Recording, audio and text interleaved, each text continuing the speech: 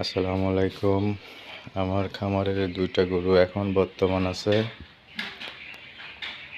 দোয়া করবেন। আজকে আর একটা কিনতে যাচ্ছি, ইনশাল্লাহ আগামীতে সেটার ভিডিও দেব।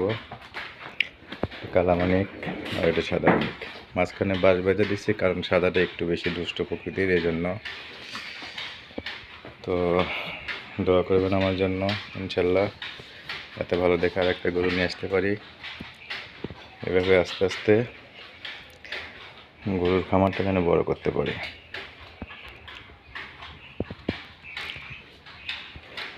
এটা কেনা হয়েছিল 3 মাস আগে। এটা একসাথে কেনা হয়েছিল দুইটা। ইনশাল্লাহ দুইটা মোটামুটি ভালো একটা গ্রোথ চলে আসছে, দেখতেছেন।